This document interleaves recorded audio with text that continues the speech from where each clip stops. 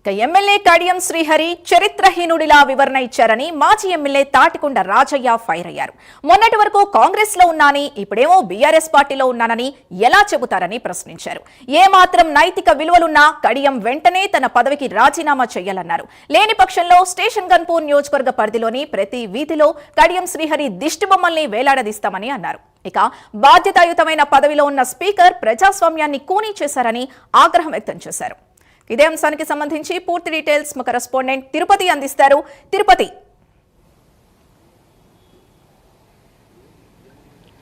సింధు, తెలంగాణ రాష్ట్ర రాజకీయాలలో పార్టీ ఫిరాయింపుల అంశమే ఇప్పుడు హాట్ టాపిక్గా మారింది. చాలా రోజుల గడువు తర్వాత స్టేషన్పూర్ ఎమ్మెల్యే కడియం శ్రీహరి స్పీకర్కు అఫిడవిట్ రూపంలో వివరణ ఇచ్చారు. ప్రజెంట్ ఇప్పుడు ఆ వివరణపైనే రాష్ట్ర రాజకీయాల్లో కావచ్చు, వరంగల్ ఉమ్మడి జిల్లా వ్యాప్తంగా ఆసక్తికర చర్చలు కొనసాగుతున్నాయి. ఇప్పుడు స్పీకర్కి ఇచ్చినటువంటి కడియం శ్రీహరి వివరణపైనే స్టేషన్ గన్పూర్ మాజీ ఎమ్మెల్యే తాటికొండ రాజయ్య కూడా సంచలన విమర్శలు చేశారు. కడియం శ్రీహరిపై ఆగ్రహం వ్యక్తం చేస్తూ అనేక ఆరోపణలు, విమర్శలు గుప్పించినటువంటి పరిస్థితి కనబడుతుంది. కడియం శ్రీహరి చరిత్రహీనుడిలా వివరణ ఇచ్చారు. కడియం శ్రీహరి ఏ ముఖం పెట్టుకుని స్టేషన్ గన్పూర్ నియోజకవర్గానికి వస్తావు, ఏ ముఖం పెట్టుకుని స్టేషన్ గన్పూర్ నియోజకవర్గ ప్రజల దగ్గరికి వెళతావంటూ ఆయన ఆగ్రహం వ్యక్తం చేసినటువంటి పరిస్థితి కనబడితే అనేక సార్లు కడియం శ్రీహరి స్టేషన్ గన్పూర్ నియోజకవర్గ అభివృద్ధి కొరకు, స్టేషన్ గన్పూర్ నియోజకవర్గ ప్రజల కొరకు కాంగ్రెస్ పార్టీలో చేరారని ప్రకటించారు. కానీ ఇప్పుడు కొత్త వేషం వేసుకొని కొత్తగా ఇప్పుడు బీఆర్ఎస్ పార్టీ ప్రాథమిక సభ్యత్వానికి రాజీనామా చేయలేదు, బీఆర్ఎస్ పార్టీలోనే కొనసాగుతున్నటువంటి అంశాన్ని చెప్పడం ఏ విధంగా చూస్తారు? చరిత్రహీనుల సమాధానం చెప్పారు. సభ్య సమాజం సిగ్గుపడేలా కడియం శ్రీహరి వివరణ ఇచ్చారంటూ తాటికొండ రాజయ్య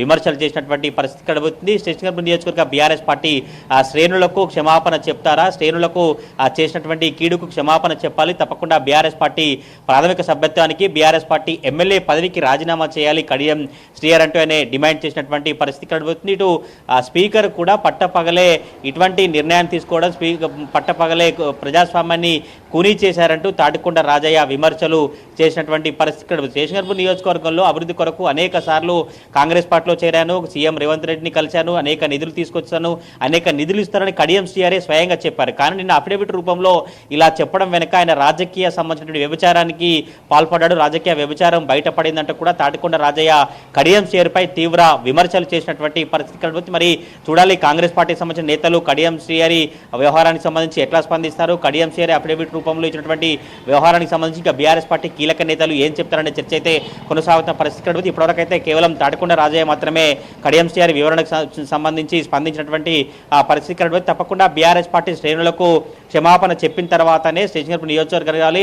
ఆ స్టేషన్ గన్పూర్ నియోజకవర్గంలో తిరగకుండా అడ్డుకుంటాం, వాడవాడల్లో కడియం శ్రీహరి దిష్టి బొమ్మలు తగలబెడతామంటూ కూడా తాటికొండ రాజయ్య హెచ్చరించినటువంటి పరిస్థితి అయితే కనబడుతుంది. మరి చూడాలి కడియం శ్రీహరి ఎట్లా స్పందిస్తారు, తాటికొండ రాజయ్య వ్యాఖ్యలను ఎట్లా చెప్తారు, కాంగ్రెస్ పార్టీ నేతలను కౌంటర్ ఇస్తారా, లేదంటే ఈ అంశంలో కడియం శ్రీహరి ఒక్కరినే ఏకాకిగా మిగిలిస్తారనే చర్చ అయితే కొనసాగుతున్న పరిస్థితి కనబడుతుంది. గత కొద్ది రోజులుగా తెలంగాణ రాష్ట్ర వ్యాప్తంగా ఖైరతాబాద్ ఎమ్మెల్యే దానం నాగేందర్ కావచ్చు, స్టేషన్ గన్పూర్ ఎమ్మెల్యే కడియం శ్రీహరి ఎట్లా నిర్ణయం తీసుకోబోతున్నారు, స్పీకర్ ఎటువంటి నిర్ణయం తీసుకుంటారు, వారి పొలిటికల్ ఫ్యూచర్ ఏంటంటే కూడా చాలా రకరకాలుగా ఆసక్తికరంగా చర్చలు కొనసాగిన పరిస్థితి. నిన్న ఒక 4 ఎమ్మెల్యేలకు క్లీన్ చిట్ ఇస్తూ స్పీకర్ నిర్ణయం తీసుకున్నటువంటి పరిస్థితి. ప్రజెంట్ ఇప్పుడు ఈ ఇద్దరు ఎమ్మెల్యేల రాజకీయ భవిష్యత్తు సంబంధించుకోవచ్చు, ఇద్దరు ఎమ్మెల్యేలకు స్పీకర్